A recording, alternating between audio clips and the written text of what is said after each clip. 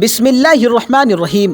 حضور صلی اللہ علیہ وسلم کا بچپن۔ صبح ایک روز حضرت عبد المطلب خانہ کعبہ میں حجر اسود کے پاس بیٹھے ہوئے تھے۔ ایسے میں ان کے پاس نجران کے عیسائی آ گئے۔ ان میں ایک پادری بھی تھا۔ اس پادری نے حضرت عبد المطلب سے کہا، ہماری کتابوں میں ایک ایسے نبی کی علامت ہے جو اسماعیل علیہ السلام کے اولاد میں ہونا باقی ہے۔ یہ شہر اس کے جائی پیدائش ہوگا، اس کی یہ نشانیاں ہوگی۔ ابھی یہ بات ہو رہی تھی کہ کوئی شخص آپ صلی اللہ علیہ وسلم کو لے کر وہاں آ پہنچا۔ پادری کی نظر یوں ہی آپ صلی اللہ علیہ وسلم پر پڑی۔ وہ چونک اٹھا۔ آپ کی آنکھوں، کمر اور پیروں کو دیکھ کر وہ چلا اٹھا، وہ نبی یہی ہے، یہ تمہارے کیا لگتے ہیں؟ حضرت عبد المطلب بولے، یہ میرے بیٹے ہیں۔ اس پر وہ پادری بولا، تب یہ وہ نہیں، اس لیے وہ ہماری کتابوں میں لکھا ہے کہ اس کے والد کا انتقال اس کے پیدائش سے پہلے ہو جائے گا۔ یہ سن کر عبد المطلب بولے، یہ دراصل ہمارے پوتا ہے، اس کے باپ کا انتقال اس وقت ہو گیا تھا جب یہ پیدا بھی نہیں ہوا تھا۔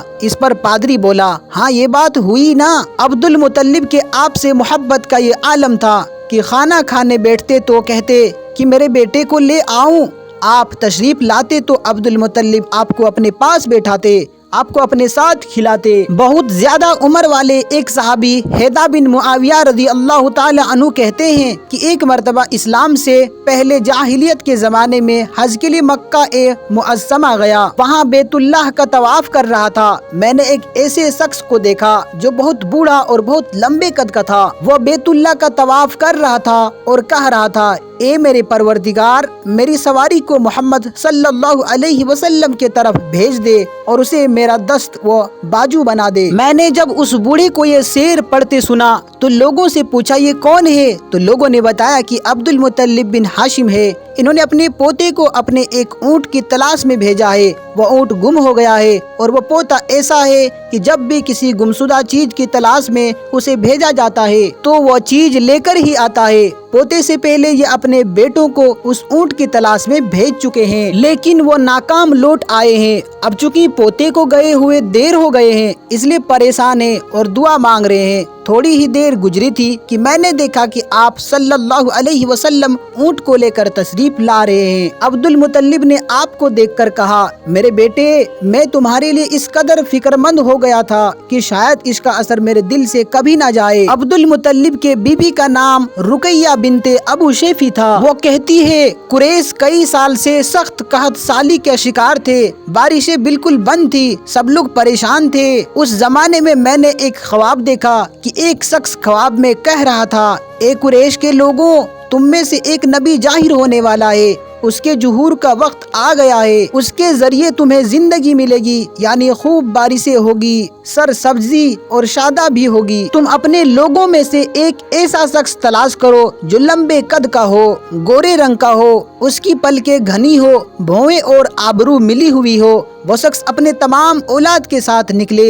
اور تم میں سے ہر خاندان کا ایک ایک آدمی نکلے، سب پاک صاف ہو اور خوشبو لگائے۔ وہ حجر اسود کو بوجھا دے، پھر سب جبل ابو قیس پر چڑھ جائے۔ پھر وہ شخص جس کا حلیہ بتایا گیا ہے آگے بڑھے اور بارش کی دعا مانگے، اور تم سب آمین کہو تو بارش ہو جائے گی۔ صبح ہوئی تو رقیہ نے اپنے یہ خواب قریش سے بیان کیا۔ انہوں نے ان نشانیوں کو تلاش کیا تو سب کے سب نشانیاں انہیں عبد المطلب میں مل گئی۔ چنانچہ سب ان کے پاس جمع ہوئے، ہر خاندان سے ایک ایک آدمی آیا، ان سب نے شرائط پوری کی۔ اس کے بعد سب ابو قیس پہاڑ پر چڑھ گئے۔ ان میں نبی کریم صلی اللہ علیہ وسلم بھی تھے۔ آپ اس وقت 9 عمر تھے۔ پھر عبد المطلب آگے بڑھے اور انہوں نے یوں دعا کی، اے اللہ، ہم سب تیرے غلام ہیں، تیرے غلاموں کے اولاد ہیں، تیری باندیاں ہیں اور تیری باندی کے اولاد ہیں۔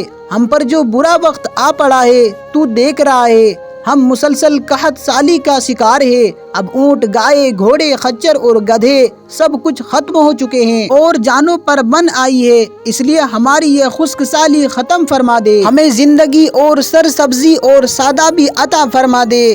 ابھی یہ دعا مانگ ہی رہے تھے کہ بارش شروع ہو گئی، وادیاں پانی سے بھر گئی، لیکن اس بارش میں ایک بہت عجیب بات ہوئی، اور وہ عجیب بات یہ تھی کہ قریش کو یہ سرابی جرعہ حاصل ہوئی، مگر یہ بارش قبیلے قیس اور قبیلے مضر کی قریبی بستیوں میں بالکل نہ ہوئی۔ سب لوگ بہت حیران ہوئے کہ یہ کیا بات ہوئی۔ ایک قبیلے پر بارش، آس پاس کے سب قبیلے بارش سے محروم۔ تمام قبیلوں کے سردار جمع ہوئے، اس سلسلے میں بات چیت شروع کی۔ ایک سردار نے کہا، ہم زبردست قحط اور خشک سالی کے شکار ہیں، جبکہ قریش کو اللہ تعالیٰ نے بارش عطا کی ہے اور یہ عبد المطلب کی وجہ سے ہوا ہے، اس لیے ہم سب ان کے پاس چلتے ہیں، اگر وہ ہمارے لیے دعا کر دے تو شاید اللہ ہمیں بھی بارش دے۔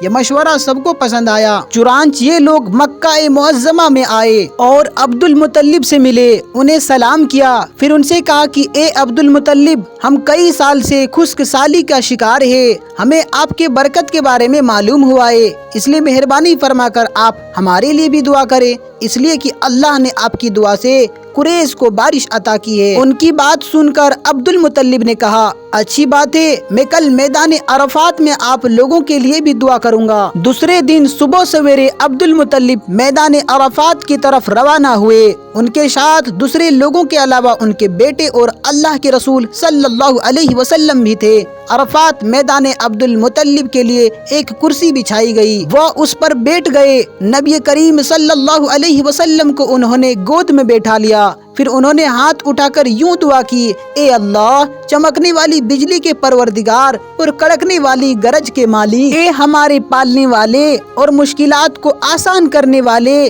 یہ قبیلے قیس اور قبیلے مضر کے لوگ ہیں، یہ لوگ پریشان ہیں، ان کی کمریں جھک گئی ہے، یہ تجھ سے اپنی لاچاری اور بے کشی کی فریاد کرتے ہیں اور جان و مال کی بربادی کی شکایت کرتے ہیں، بس اے اللہ ان کے لیے خوب برسنے والی بادل بھیج دے اور آسمان سے ان کے لیے رحمت عطا فرما، تاکہ ان کے زمینے پر سبز و شاداب ہو جائے اور ان کے تکلیف دور ہو جائے۔ عبد المطلب ابھی یہ دعا کر ہی رہے تھے کہ ایک سیاہ بادل اٹھا، عبد المطلب کی طرف آیا اور اس کے بعد اس کا رخ قبیلے قیس اور بنو مضر کی بستیوں کی طرف ہو گیا۔ یہ دیکھ کر عبد المطلب نے کہا، اے گروہ قریش اور مضر، جاؤ، تمہیں شیرابی حاصل ہو گئی۔ چنانچہ یہ لوگ جب اپنے بستیوں میں پہنچے تو وہاں بارش شروع ہو چکی تھی۔ پیارے دوستوں، آپ سے گزارش ہے کہ اگر یہ ویڈیو آپ کو پسند آئی ہو تو ویڈیو کو لائک کرے اور چینل کو سبسکرائب بھی کر لے، تاکہ ایسے ہی ویڈیو آپ کو دوبارہ ملتی رہے۔